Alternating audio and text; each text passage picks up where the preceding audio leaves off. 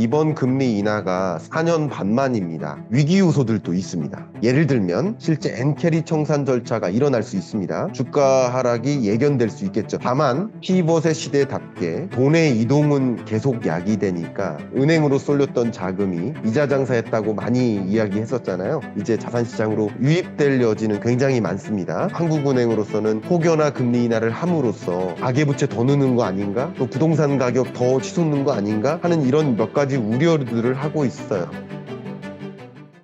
네, 오랜만에 찾아뵙네요. 제가 지금 오늘 FMC 회의 결과 발표되고 나서 좀 많이 정신없는 상황인데 방송국 대기실에서 우리 머니인사이드 구독자분들께 오늘의 역사적 이벤트를 설명해 드리면 어떨까 하는 마음에 이렇게 화면을 열었습니다. 일단 역사적 이벤트라고 제가 말씀드린 것은 이번 금리 인하가 4년 반 만입니다. 2020년 팬데믹 때 그때 금리 인하한 이후 역사적으로 4년 반 만의 금리 인하였고, 여러분 기억하시겠지만 22년 중반부터 초인플레이션 현상이 나오고 그 초인플레이션에 대응하기 위해서 대대적으로 금리를 인상했었죠. 자료를 한번 보시면 22년부터 대대적으로 금리를 인상했었던 이때가 초긴축의 시대였던 겁니다. 물가 안정을 위해서.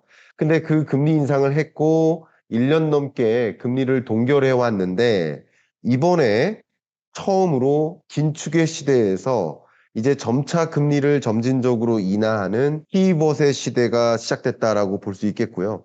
이번 금리 인하 결과에 대해서 많은 분들은 반은 뭐 베이비 컷을 할 거야, 반은 빅 컷을 할 거야, 이렇게 의견이 분분했었는데 결론적으로 빅 컷을 했기 때문에 그러면 이게 경기 악화의 신호인가? 왜냐하면 금리 인하라는 것이 통상적으로 베이비 컷을 하는 게 정상적인 건데 통상적으로 지금 경제에 어떤 심각한 위기 신호가 없다면 그냥 물가 안정 목표를 이뤘기 때문에 이번에 뭐라고 했냐면 확실히 물가 안정 목표에 도래됐다라는 표현이 나옵니다. 그만큼 물가 안정 목표 이뤘으니까 그러면 이제 정상적으로 금리 정상화하는 금리 인하하는 수순으로 가면 되는 게 아니냐라고 할 수 있는데 이번에 뭐라고 표현했냐면 gained greater confidence. 그러니까 물가가 안정됐다라는 더 큰 확신을 갖게 된 거예요. 그러니까 금리 인하를 한 거예요. 근데 물가 안정됐으면 이제 금리를 정상화하는 금리 인하, 베이비 컷을 하면 되는데 왜 빅컷을 했느냐.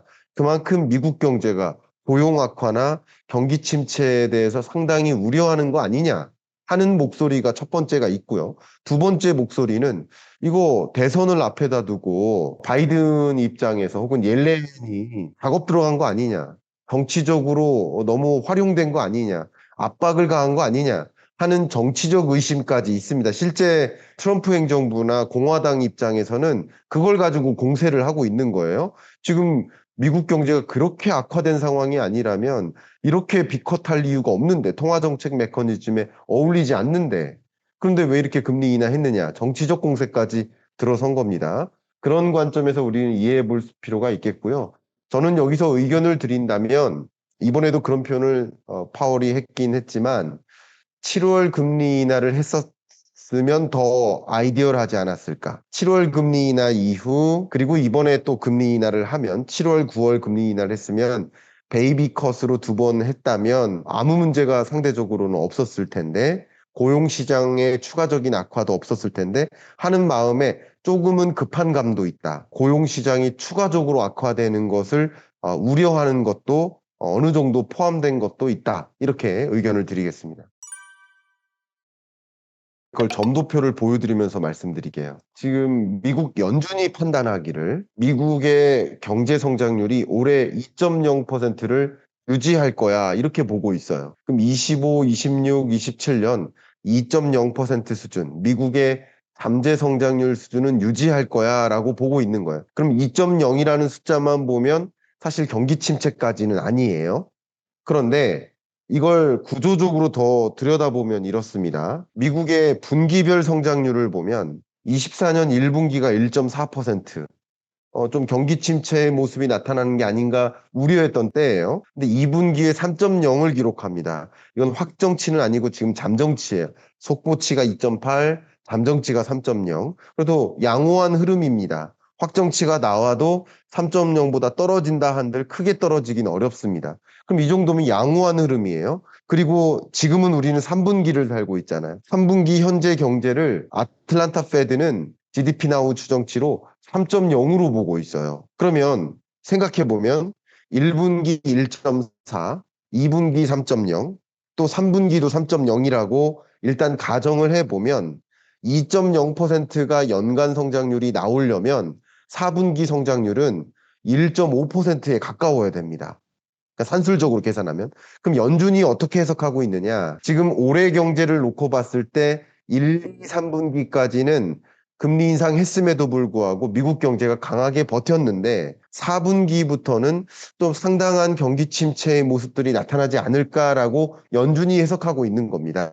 저의 해석이라기보다는 연준이 지금 미국 경제를 어떻게 해석하고 있는지를 제가 의견을 드려보는 겁니다. 이렇게 해석하고 있다라고 보니까 미국 경기 침체의 어떤 징후가 점차 나타나지 않겠는가, 곧 나타나지 않겠는가, 라고 판단하는 것이고, 특히 고용 관점에서 미국의 연준의 책무는 두 개예요. 고용 안정, 물가 안정, 그죠? 최대 고용과 적정한 물가 상승률. 근데 적정한 물가 상승률 2%는 거의 도래했다라고 판단하고 있는 거예요. 곧 도래했다. 왜냐하면 지금 9월 19일인데 우리가 받아든 PCE 데이터는 8월 말 발표된 7월 물가예요. 9월 말에 발표되는 PCE가 8월 물가예요. 그러니까 사실 지금의 물가 상황을 우리가 예견할 수는 없어. 그러니까 어쨌든 지금까지 발표된 기존 실적치를 가지고 지금 물가 상황을 가늠해 보고 있는 거예요. 연준으로서는. 근데 가늠해 보기를 생산자 물가가 1.7%로 떨어졌기 때문에 최근에 1.7%를 기록했기 때문에 그럼 앞으로 PCE 물가 상승률도 떨어질 거야. 그러니까 물가는 이제 어느 정도 잡혔다는 확신이 드는 거예요. 그러면 금리를 이렇게 대대적으로 인하한 것, 빅컷을 한 것은 지금부터 발생할, 그러니까 고용시장도 기껏해야 4.3% 7월에 기록했고 또 8월 실업률이 4.2%로 나름 또 떨어졌어요. 근데 미국의 4.5% 실업률이 자연 실업률이거든요. 자연 실업률이라는 것은 통상 아무 일도 없을 때 자연적으로 발생한 실업이 있는 거예요. 예를 들면 우리 베이비붐 세대가 정년 퇴직하잖아요. 그러면 실업자가 될 수 있잖아요. 그쵸? 실업자가 되는 그 자연 실업률인 거. 그게 우리 한국 경제가 이상해서가 아닌 거예요. 예를 들면. 그리고 자연적으로 발생하는 실업자가 어느 정도 있기 때문에 4.5%면 자연 실업률이다라고 보는데 4.5%를 넘은 적이 없어요. 그러니까 지금까지는 고용시장이 그래도 괜찮다. 냉각되고는 있지만. 그러나 4분기에는 고용시장이 악화될 여지가 충분히 보이기 때문에 지금 뭔가 조치를 선제적으로 단행하는 것이다. 라고 파월은 또 연준 위원들은 생각하고 있다라고 이렇게 의견 드리겠습니다. 작년에도 우리 머니인사이드에 출연해서 말씀을 드렸지만 24년 하반기는 피벗의 시대다. 그러니까 금리를 점진적으로 인하해 나가는 그러니까 이 인하는 성급한 금리 인하라기보다는 어떻게 보면 정상화의 목표예요. 미국이 생각하는 중립금리는 3% 정도 됩니다. 그 중립금리를 향해 금리를 정상화해 나가는 과정인 거라고 볼 수 있겠습니다. 이 그래프 보시면 영국도 금리 인하 이미 했습니다. 캐나다 2번 금리 인하 했습니다. 유로존 2번 금리 인하 했고요. 스웨덴 2번 금리 인하 했고 스위스 금리 인하 했습니다. 미국보다 먼저 금리 인하를 다 단행합니다. 일본은 금리를 인상하죠. 이것도 일본은 일본 나름대로 금리 정상화예요.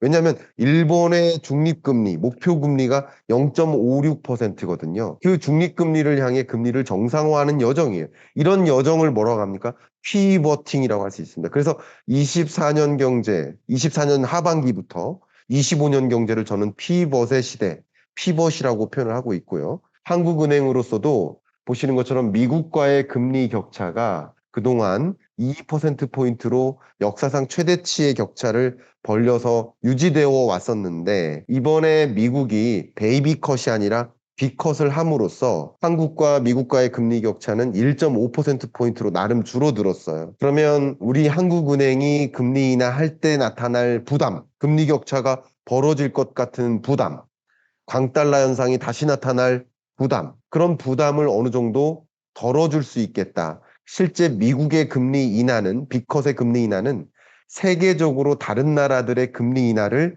더 야기시킬 수 있는 동력이 될 수 있겠다. 이렇게 의견을 드리고요. 그런 부분에서 뭐 한국은행으로서는 혹여나 금리 인하를 함으로써 가계부채 더 느는 거 아닌가? 또 부동산 가격 더 치솟는 거 아닌가 하는 이런 몇 가지 우려들을 하고 있어요. 그러나 한국은행으로서도 물가 안정 목표에 거의 도달했고요. 2%라는 물가 상승률 목표치에 거의 도달한 상태고요. 그리고 우리 한국 경기 너무 안 좋잖아요. 너무 안 좋습니다. 너무 안 좋은 경제, 수출 하나만으로 버텨나가고 있는 내수 경기 너무 안 좋습니다. 그래서 금리 인하할 만한 여건은 됐는데 세 가지 걸림돌, 미국과의 금리 격차, 부동산 가격 상승세, 가계부채 증가세. 이 세 가지 걸림돌 때문에 금리 인하를 먼저 못했던 거라고 볼 수 있어요. 금리 인하해야 할 이유도 10가지고 금리 동결해야 될 이유도 10가지지만 금리 인하해야 될 이유가 있음에도 불구하고 이 세 가지 요인 때문에 금리 인하를 계속 미뤄온 겁니다. 그런데 미국과의 금리 격차가 좁혀지면서 세 가지 요소 중에 한 가지 고려 요소는 이제 없어진 거예요. 그러니까 금리 인하 가능성이 높아진 거라고 해석해 볼 수 있겠죠. 그래서 제가 의견을 좀 드려본다면 향후 통화정책 스케줄이 말이죠. 보시는 것처럼 9월 FMC 회의가 마무리됐고요. 미국에. 그 다음은 이제 11월에 미국 통화정책 회의가 또 있습니다. FOMC가. 근데 그 사이에 한국은행의 금통위가 있습니다. 그래서 저는 10월 금리 인하 가능성, 금리 인하 필요하다라는 입장과 연준 위원들이 결정하듯이 우리나라도 금통위 위원 7명이 결정을 하는데 필요하다는 입장과 금리 동결해야 된다는 입장이 여러 가지가 있었겠지만 그 금리 인하하면 안 된다라는 여러 고민 중에 미국과의 금리 격차, 또 그것으로 인해 발생할 강달러 우려, 또 그것으로 인해 발생할 외환 건전성의 악화, 이런 것들에 대한 우려감은 조금 지울 수 있기 때문에, 그리고 미국이 추가적인 금리 인하를 어느 정도 예고하고 있기 때문에 11월에도 베이비 스텝, 12월에도 베이비 스텝 정도의 금리 인하를 예고하고 있기 때문에 10월 11일 정도는 금리 인하를 단행할 수 있지 않을까, 금리 인하 가능성이 좀 높아지지 않았을까, 이렇게 저는 판단해 보고 있습니다. 25년 경제, 24년 하반기부터 25년 경제를 지금 제시해 드리는 것처럼 저는 피벗의 시대라고 명명을 했어요. 그래서 피벗의 시대 2025년 경제 전망.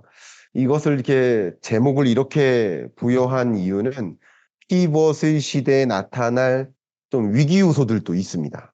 예를 들면 위기 요소들을 먼저 정리한다면 엔캐리 청산 공포감, 실제 엔캐리 청산 절차가 일어날 수 있습니다. 그러면 주가 하락이 예견될 수 있겠죠. 이미 엔캐리 청산 절차가 시작은 됐습니다. 시작은 됐습니다. 그리고 미국의 빅컷과 일본의 추가 금리 인상 가능성, 이것은 엔캐리 청산 절차가 일어날 여지가 있습니다. 그러면 일본의 돈이 대거 미국으로 투자됐었는데 그게 빠져나오는 과정에서 주식 가치의 붕괴, 이런 현상은 우려되는 사항 하나입니다. 두 번째, 중국 경기가 여전히 안 좋고 중국은 여전히 굉장히 완화적으로 금리 인하만 했습니다. 유동성을 적극적으로 공급했어요. 그래서 미국으로의 돈의 이동이 많이 있었습니다. 그러나 올해부터 중국이 미국의 국채 보유 규모를 축소해 나가고 있습니다. 미국의 금리 인하는 국채 보유 규모 축소를 더 앞당길 수 있습니다. 역시 엔캐리 청산하고 유사하게, 성격은 다르지만 약간 유사한 성격으로, 유사한 효과로 이 자본시장에 급락을 가져올 수 있습니다. 이게 두 가지 요소. 세 번째는 금리 인하가 너무 늦어진 거 아닌가라는 회의론이 뒤늦게 부상할 수도 있습니다. 왜냐하면 고용 악화 현상이 또 추가적으로 나올 수 있습니다. 이런 요소들을 여러분 좀 주목하실 필요가 있겠다. 이 세 가지 요인 좀 강조하겠고요. 다만 피벗의 시대답게 돈의 이동은 계속 야기되니까 은행으로 저축됐었던 그 자금이 주식시장으로 흘러들어오고 부동산 시장으로 흘러들어오는 현상이 상쇄 작용을 할 것입니다. 그래서 의견을 드린다면 자본시장과 자산시장에는 은행으로 쏠렸던 자금이 이자 장사했다고 많이 이야기했었잖아요. 올해 상반기까지. 그러니까 은행으로 많이 쏠렸던 자금이 이제 자본시장 혹은 자산시장으로 유입될 여지는 굉장히 많습니다. 그러나 그런 유입되는 경로에서 이 자산시장, 자본시장에서 긍정적인 포인트들이 많아요. 그러나 앞에 말씀드렸던 이런 세 가지 요소들이, 악재들이 어떻게 작용하느냐에 따라서 한 번씩 쉬어갔다가 또 한 번씩 쉬어갔다가 하는 어떤 모습들을 야기할 수 있겠다. 이렇게 좀 정리를 해보고 싶습니다. 네, 여러분, 제가 지금까지는 짧은 시간 안에 워낙 역사적인 이벤트고 이것이 어떤 영향을 줄지 머니 인사이드 구독자 여러분들께 알려드리기 위해서 좀 급하게 이렇게 자리를 준비했는데 다음 주에 정식으로 머니 인사이드 스튜디오 나가서 실제 2024년 하반기 25년 경제 어떤 모습일까? 어떤 공포가 있을까? 어떤 우려가 있을까? 어떤 위협이 있을까? 그리고 그 안에서 어떤 기회가 있을까를 한번 정리해드리면서 청산이들을 그려볼 수 있는 그런 시간을 좀 준비해 보도록 하겠습니다. 감사합니다.